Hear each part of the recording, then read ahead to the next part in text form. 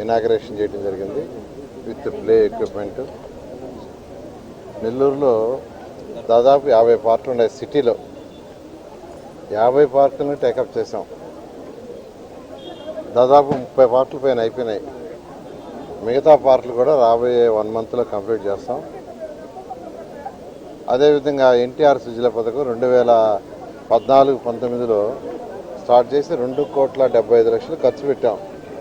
అలాంటి పథకాన్ని ఆపేశారు గత ప్రభుత్వం. ఎందుకు ఆపేసిందో తెలియదు.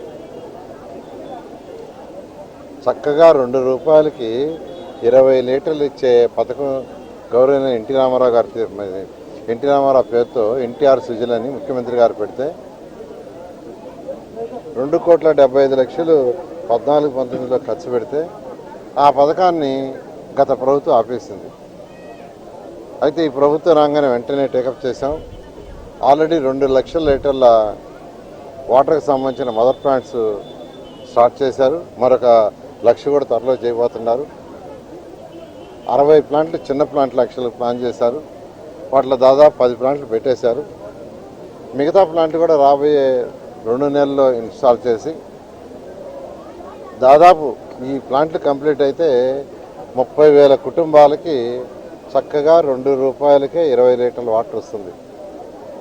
అలాంటి చక్కని సిస్టమ్ని ఆ రోజు 14-19లో గౌరవనీయ ముఖ్యమంత్రి గారు స్టార్ట్ చేస్తే దాన్ని గత ప్రభుత్వం ఆపేసింది.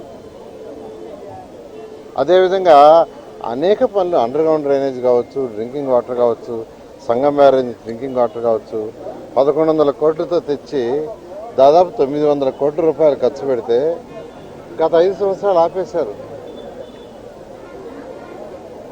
900 కోట్లు ఖర్చు అయిందంటే దాని ఉపయోగానికి రాలా. అంటే ప్రజల సొమ్ము 900 కోట్లు 5 సంవత్సరాలు పక్కన పెట్టేశారు. అది పరిపాలన కాదు. ఆర్థిక వ్యవస్థ నడపడం అది కాదు. ఒక రాష్ట్రం యొక్క ఆర్థిక పరిస్థితిని ముందుకు తీసుకుపోవాలంటే నిజంగా కనెక్షన్స్ కంప్లీట్ అయిపోయి ఉంటే చక్కగా చక్కటి వాటర్ వచ్చిండేది. సంగం బ్యారేజ్ నుంచి ప్రతి ఇంటి నుంచి డ్రైనేజీ భూమి లోపల వెళ్ళిపోయి దోమలు లేని నగరం అయింది.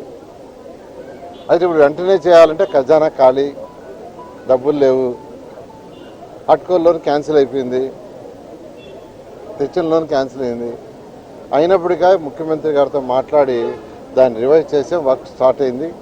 మరొక 1 ఇయర్లో ఆ వర్క్ కూడా కంప్లీట్ అయిపోతుంది.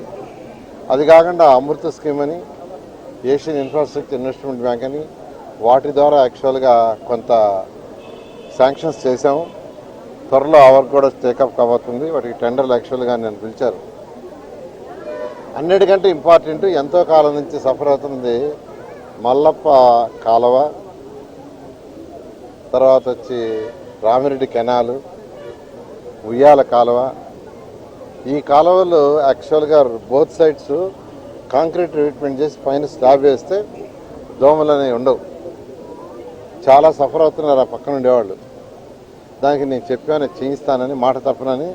దాని ప్రకారం ముఖ్యమంత్రి గారితో చెప్పి 50 కోట్లు మన బడ్జెట్లో శాంక్షన్ చేయించాను. 50 కోట్ల రూపాయలు బడ్జెట్లో శాంక్షన్ అయింది. ఆ ఫండ్ రాగానే ఇమీడియట్గా టేకప్ చేసి ఆ వర్క్ రాబోయే 1 ఇయర్ లోపల ఇంకా ముందే కంప్లీట్ చేస్తామని నెల్లూరు ప్రజలు చెప్తున్నాను. అదేవిధంగా నెల్లూరులో ఉన్న 54 స్కూల్స్ మోడర్నైజ్ చేస్తున్నాం. శాంపిల్గా ఒక స్కూలు నెల్లూరు విఆర్ఐ స్కూల్, ఏ స్కూల్ అయితే నేను చదివాను దాన్ని చేసేసాము. రేపు 30వ తేదీ నర్సరీ నుంచి 5వ తరగతి దాకా క్లాసులు స్టార్ట్ అవుతాయి.